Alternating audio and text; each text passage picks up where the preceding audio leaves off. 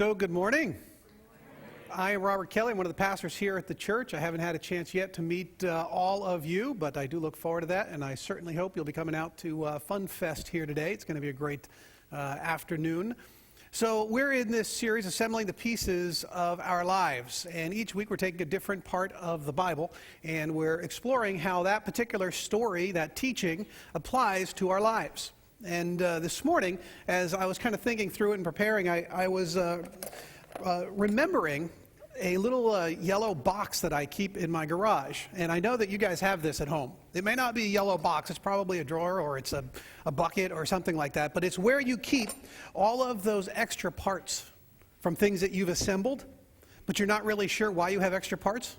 Does anybody else do this? And I'm not talking about just IKEA stuff, but even other stuff. You start assembling stuff, and all of a sudden you find out you've got extra parts. There are parts in here that I don't actually even remember what they're for.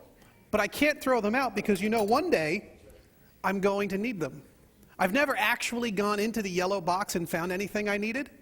But the possibility exists. Occasionally I look at them and I think, it sort of looks like something. This was funny because I remember this thing. It came in a tool. Actually, this was a tool for something that I had purchased and I needed it. But of course I didn't use it, never figured out why I needed it. Now I'm scared that it's going to break, and now I'm going to need it. So I keep it in the little yellow box. Whatever it is probably long since broken, and I've replaced it. And I probably have another one of these kicking around somewhere.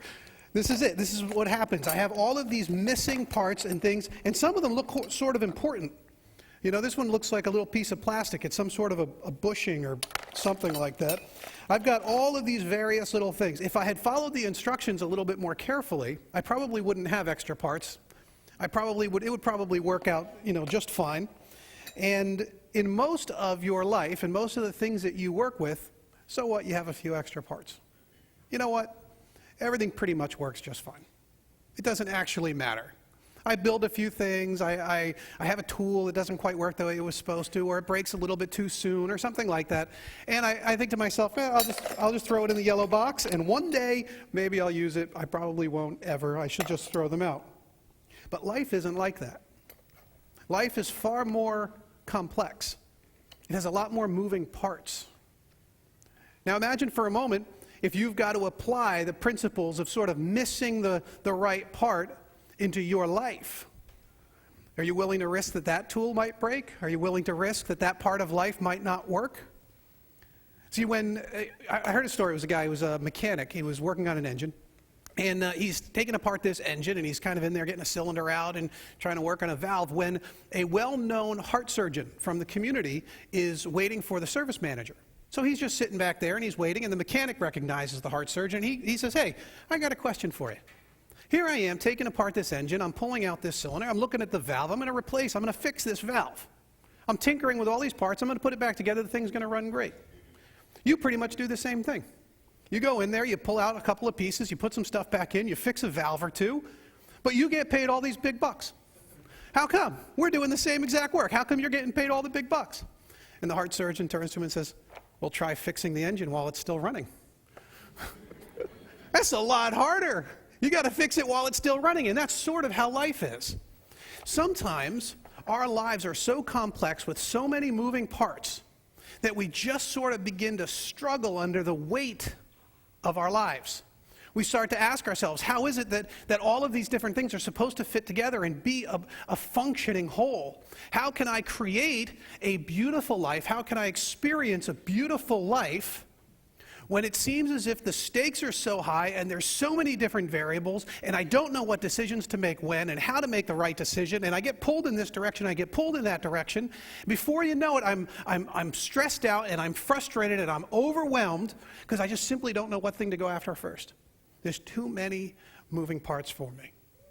Of course, when we look to the scriptures, we've found over the course of this series, and will continue to discover throughout the scriptures, throughout the Bible, is that God has given us, you might call it a device, a sort of way that we can experience a beautiful life.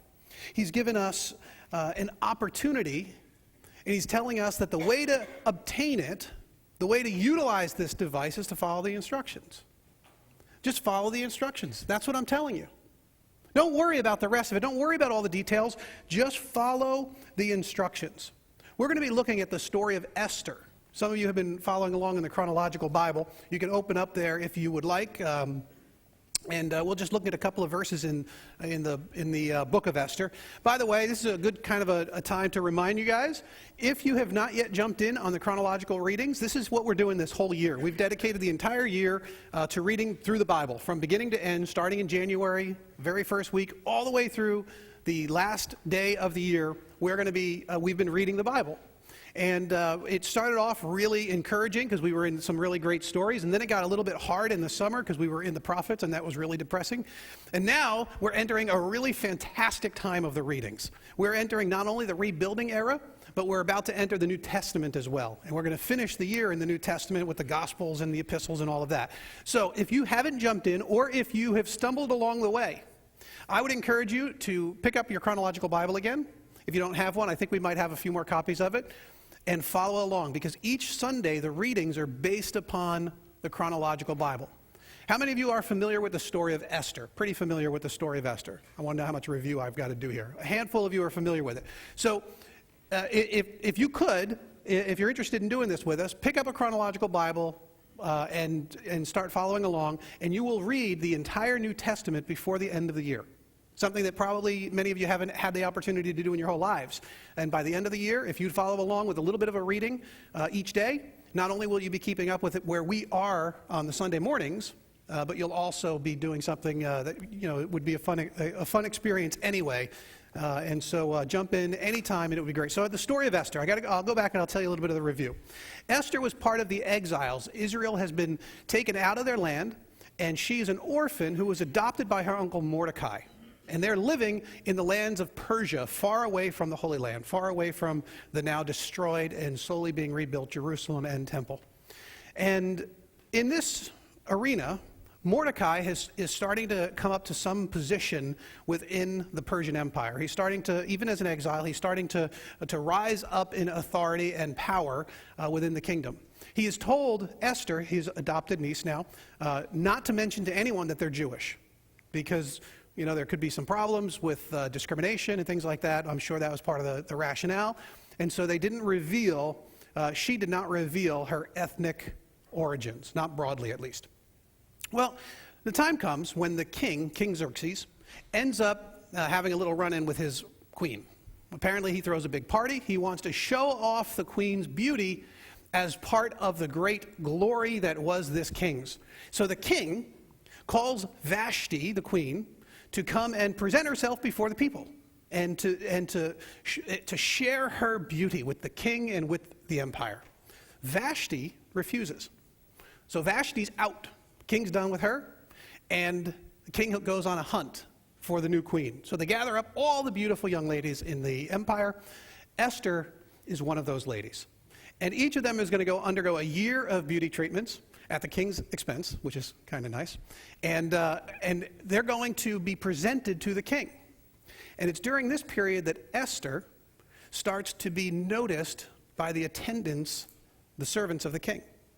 Not only is she noticed, but she submits herself to whatever it is they recommend for her.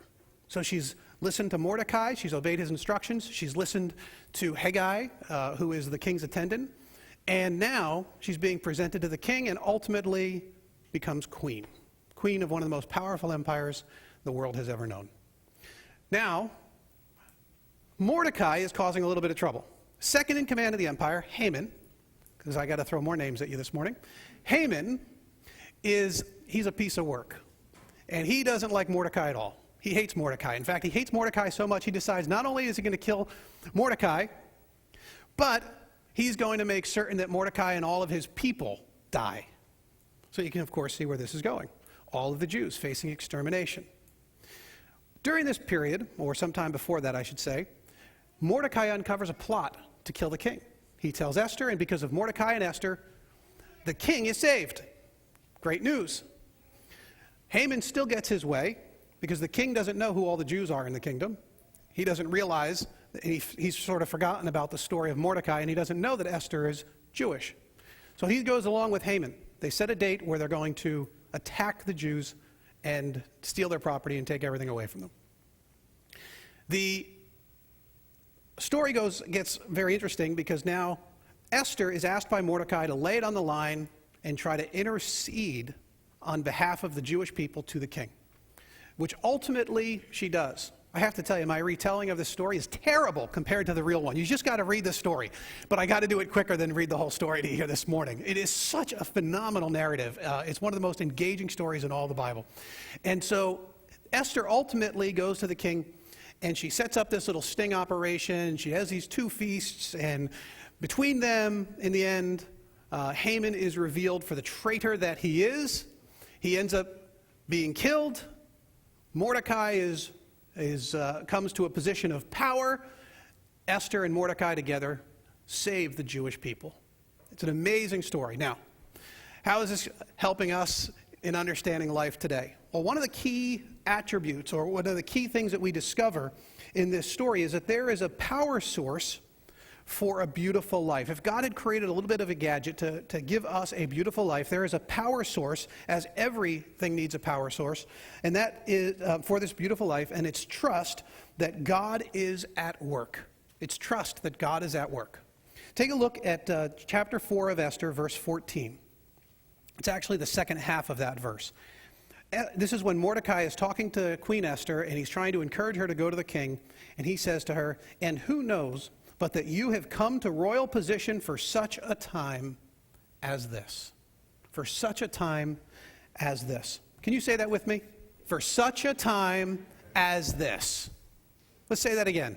For such a time as this. See, Mordecai had convinced her that God was doing something. Scholars love to point out that nowhere in the book of Esther is the name of God mentioned. And they find this very curious because the name of God is always mentioned. There might only be one other book where it isn't, but it probably is. And because of that, they look at this book and they're like, why? Because the name of God permeates every page and every paragraph. It underlies the entire story. It's sort of mysteriously there, but ever present. Because God is doing a work for such a time as this. That's how the story will ultimately play out for us. It is going to happen and play out according to God's plan, because he has established it for such a time as this. I heard a story about a woman. Some of you guys know what this is like. Your mother, is very interested in your dating life, and, they're trying to, kick things along, wondering why you're not, you hadn't found the right person, and so this one daughter was telling her mother a story about a friend of hers who had had a terrible accident and broke both of her legs. And during that time when she broke both of her legs, she actually had met the orthopedic surgeon. And in the midst of all that pain and suffering, she found that, he was cute and he liked her, and they ended up, getting married. And it was like a neat story with a happy ending. And the mother tells the daughter, "Why can't anything like that happen to you?" You mean the breaking of the legs and the pain, the suffering, all that? There's a mother who says, such a time as this. For such a time as this. You were put there with broken legs for such a time as this, because the details of the situations don't matter. What really matters is that God is in it, that God is doing some work in those moments. You see, perhaps, just perhaps, you are there for such a time as this. Haman thought that he was there for such a time as this.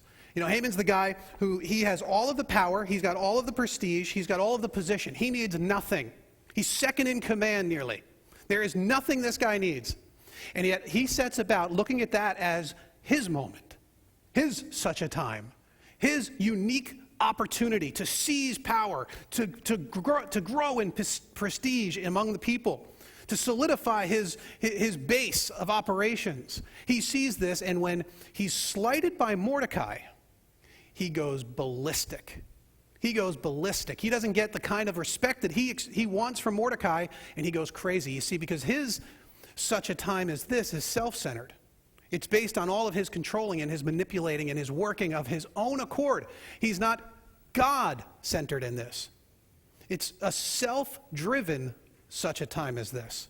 This is my moment. This is the thing for me to seize. And when that happens, when you are wrapped up in that such a time, instead of the Mordecai kind of time, then you'll begin to, well, actually, you can see it in yourself. If you've ever had a crazy reaction to something, someone does something to you and you've responded way, way, way over the top, he's not happy that Mordecai suffers. He wants all of his people to suffer. His reaction is so far beyond reasonable. And this is what takes place in our own hearts. When we're at the center of our own maneuverings, manipulations, and something happens, when they're jeopardized, when they're hurt, when they're taken away from us, when the outcome doesn't happen the way we want it to, we go crazy. We go ballistic. And our response is disproportionate to the perceived offense. That's not the kind of such a time as this that we want to talk about. We need to focus in not on the Haman kind, but on the Mordecai kind of trust. It's a great power source for the beautiful life. Now, for you might look at it in a situation like, you've got a job, right? And maybe your job has a tough boss or some tough coworkers. So for you, do you trust that God has you there for such a time as this? Is God in it or not? If you trust that he's in it, then you begin to see all of these different pieces through his perspective. You don't see them through the hopeless kind of perspective or the frustrating kind of perspective. You see them in the way that says, God is in this moment with me. He has put me here in this job. Maybe you've lost your job. You guys hear that Hallmark has released some cards for those who are unemployed? They're pretty funny, a couple of them. They've got a couple of them. One says, I can only imagine how frustrating this job search must be for you. Could you imagine getting that card? Oh, that's so sweet. I'm glad you spent $4 on a message like that. Here's another one. Life gave her a lemon, really big lemon. She started to make lemonade, but then she thought, what the heck, and made a martini with a double twist instead. I saw one other one. It said, don't think about it as losing your job. Think of it as time out between stupid bosses. That's the one I would send. That's what I'm going to start sending. Whenever you guys tell me you're out of work, I'm going to send you that card. It's time off between stupid bosses. Don't worry about it. Do you believe that God has you in that place for such a time as this?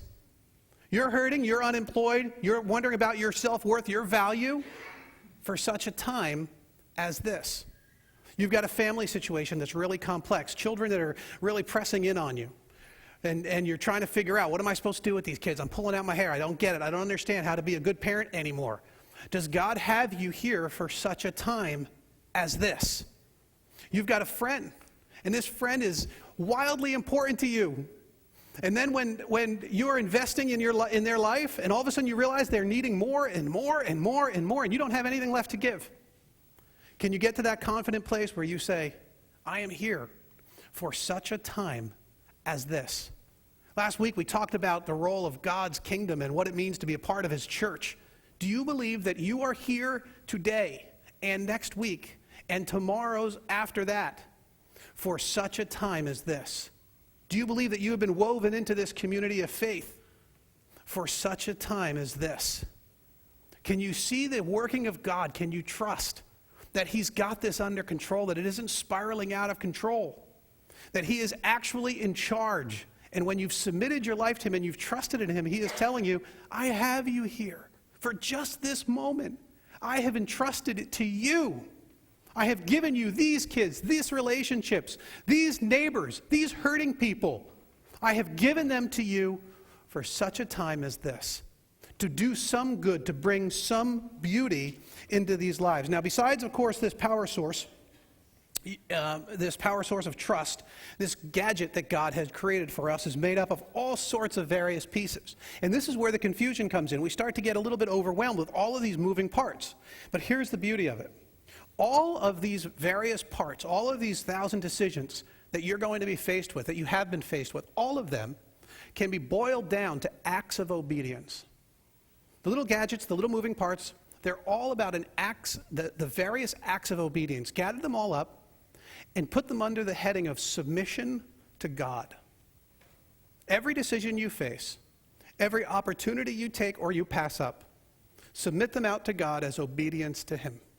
And whatever that obedience looks like, according to what God would have you to do, as best you know it, then count that as a day that God has smiled on what you have done. Look at chapter 3, verse 8. This is what set Haman off. Then Haman said to King Xerxes, there is a certain people dispersed and scattered among the peoples in all the provinces of your kingdom whose customs are different from those of all other people, and who do not obey the king's laws. It's not in the king's best interest to tolerate them. This is how Haman duped the king. He said, look, they have a different set of customs. He doesn't have to talk about what they are. We know what they are. They're the same customs that got Daniel and his friends in trouble. It's a set of religious convictions, moral choices, religious observances that Haman knows he's going to be able to use to trip up Mordecai and to go after the Jewish people. The king just hears there's a threat in my kingdom. I need to trust Haman to take care of it. So that's what I'm going to do. I'll trust Haman to take care of it. And Haman is using this deceptively. He's right. He's actually telling a half-truth here. They are very different in their customs. They're not a threat to the king, but their customs are very different. They are, for Haman, troublingly different, because it's causing Mordecai not to show the kind of respect that Haman believes is his.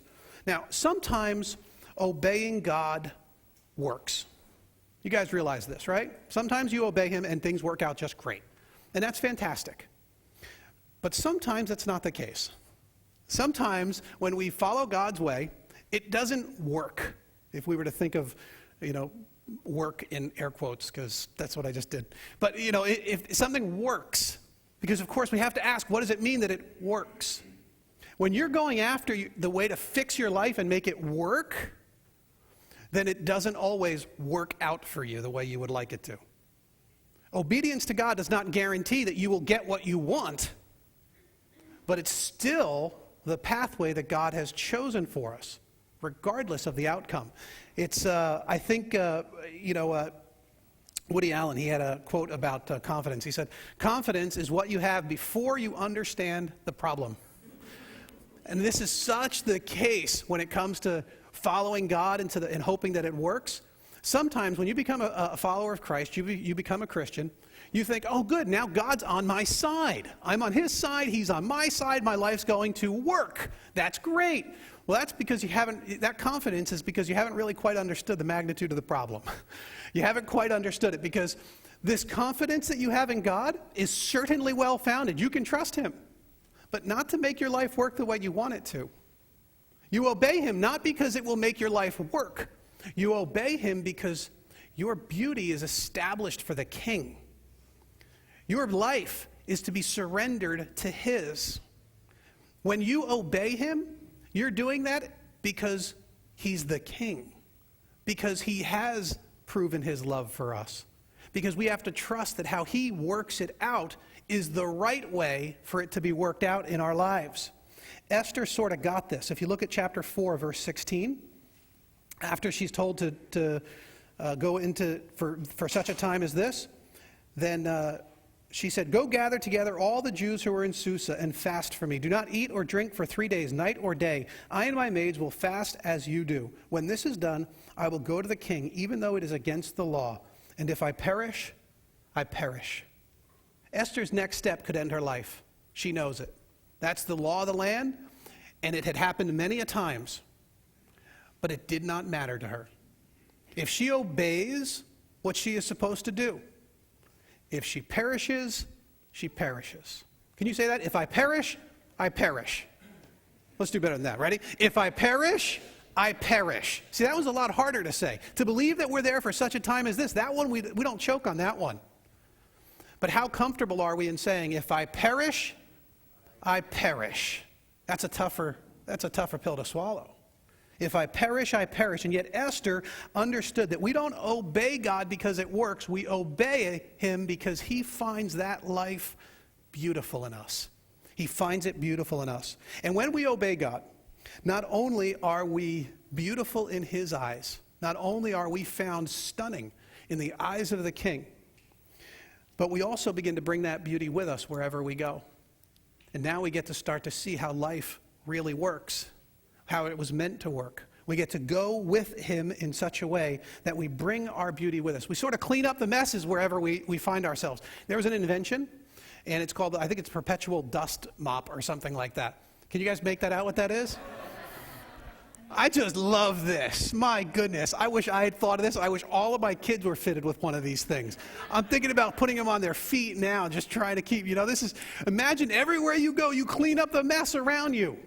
Imagine what kind of a beautiful life that would be. A perpetual motion dust mop. That's it, man. I just love this idea that we could go in all of this world, wherever we go, as we obey God and we do His will, we begin to bring that beauty that He sees in us into this world. We bring a type of healing and a wholeness and a commitment to others that is no doubt based on a different set of customs. You could spend a few minutes kind of thinking about what these different customs might look like. Let's think through a couple of different categories where this might apply for us. If you've got a friend who's doing something really stupid, all right, you know that they're kind of all going off the deep end here, and they're into some type of dishonest thing or some sort of immorality, and they've told you about it, they've confided, or you've just discovered it on your own. However you came to get that information, whatever it is, you're committed to that friend.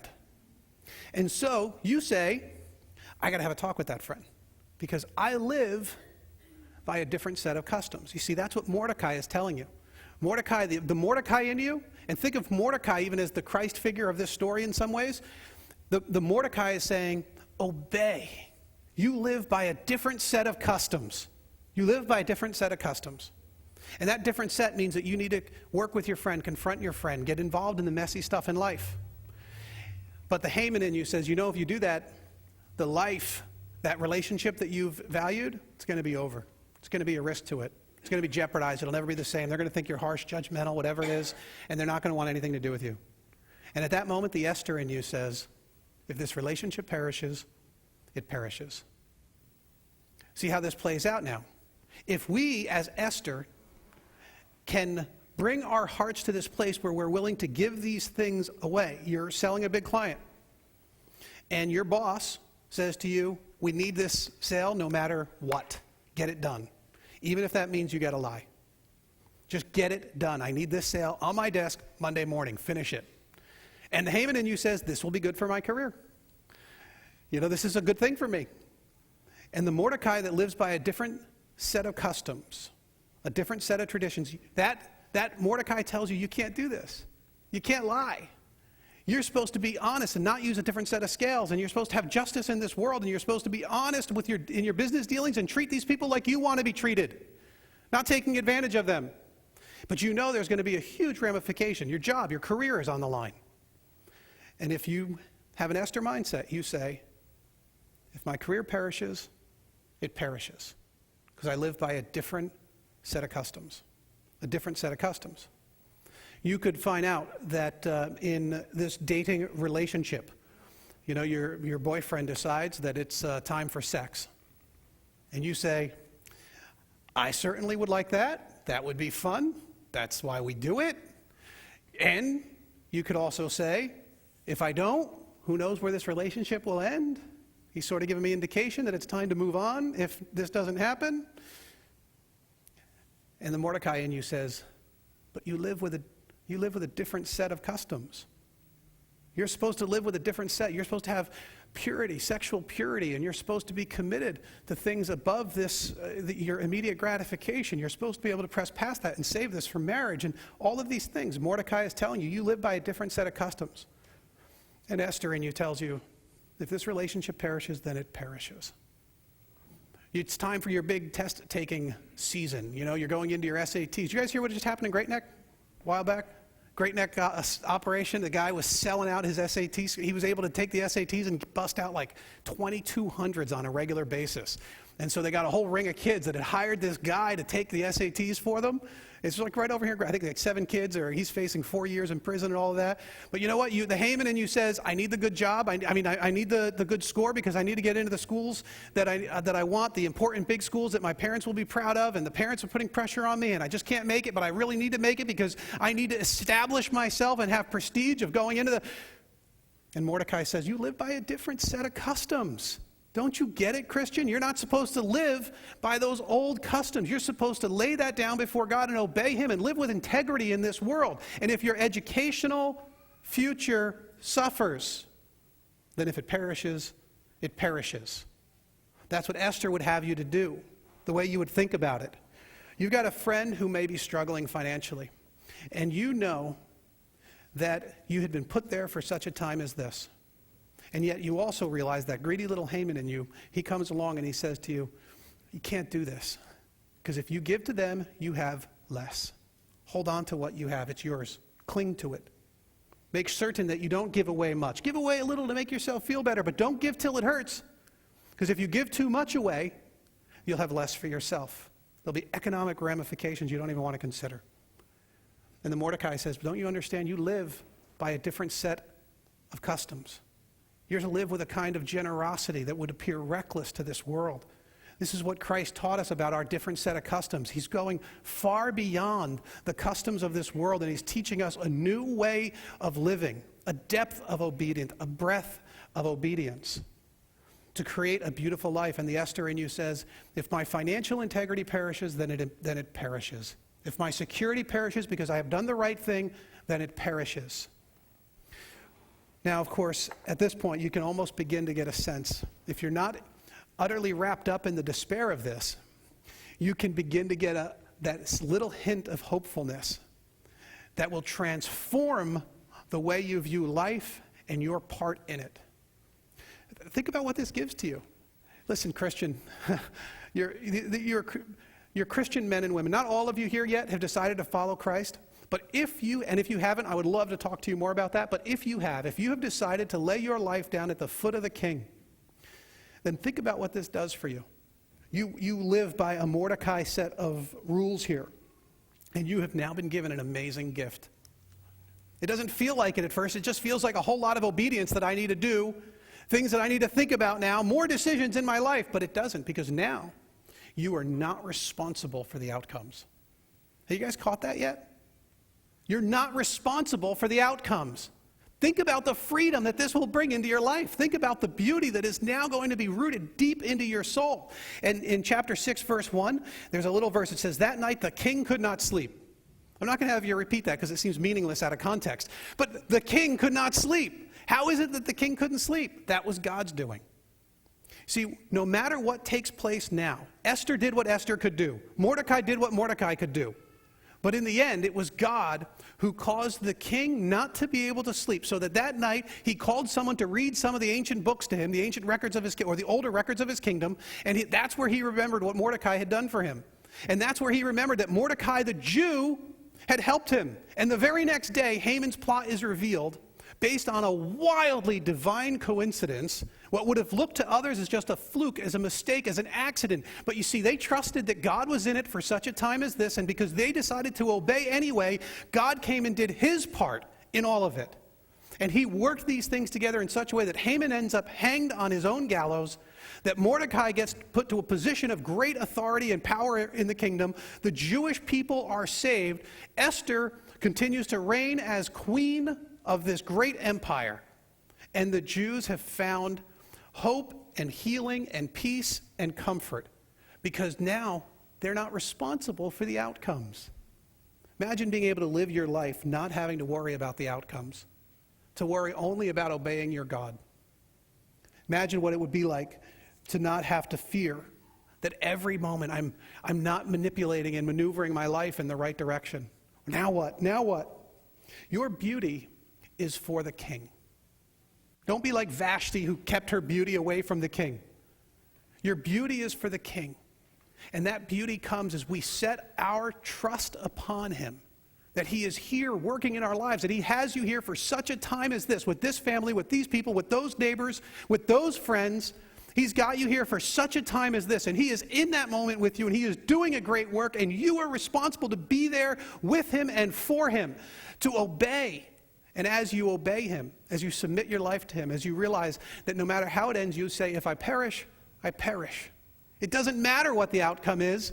I've now done what I was called to do, to trust and to obey, and to see that beauty of my life spread, the smile of God spread into all the lives around me.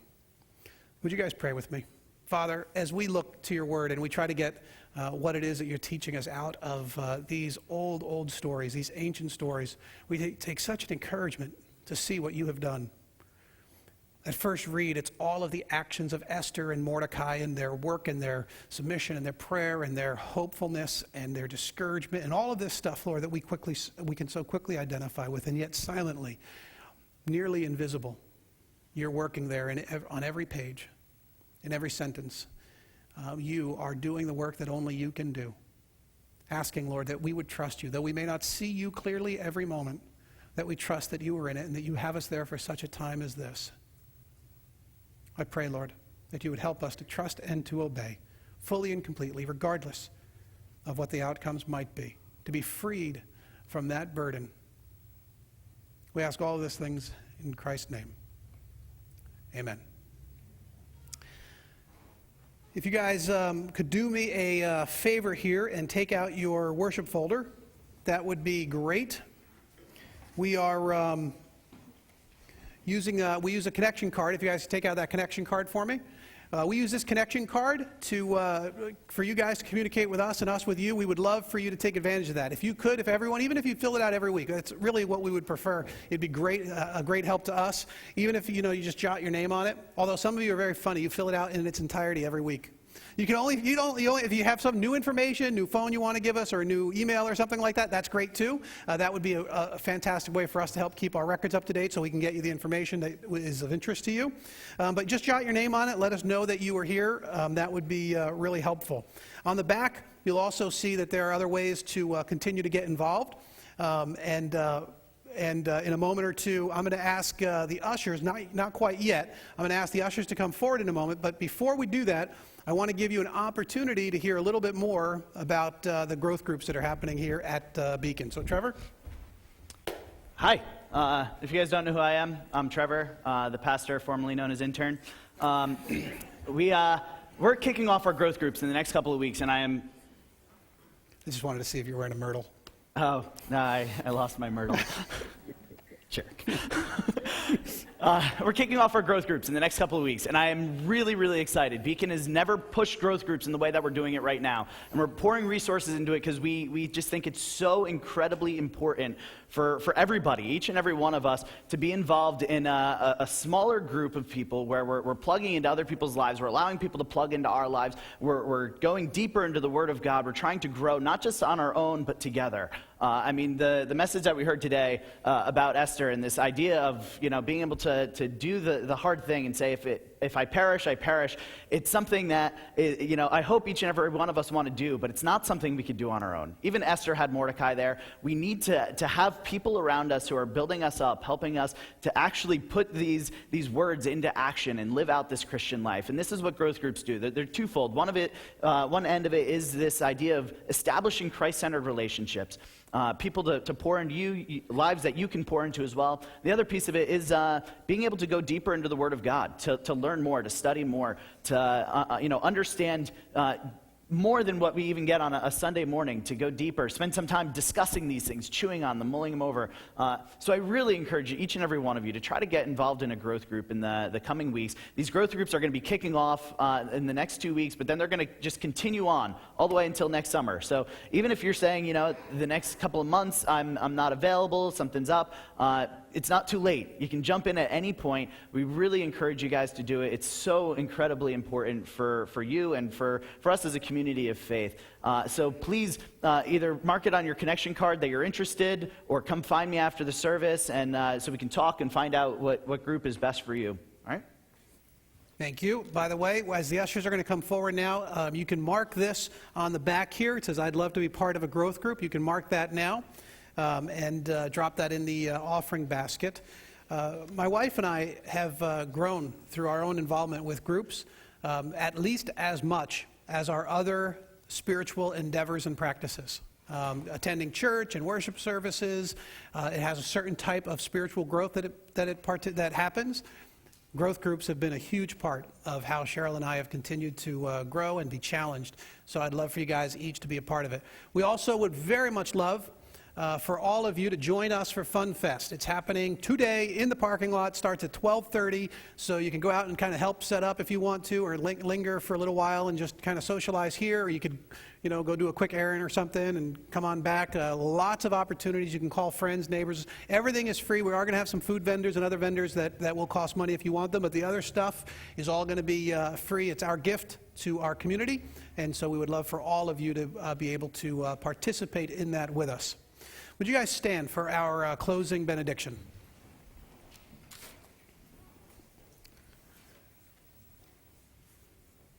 May God work in each of our hearts.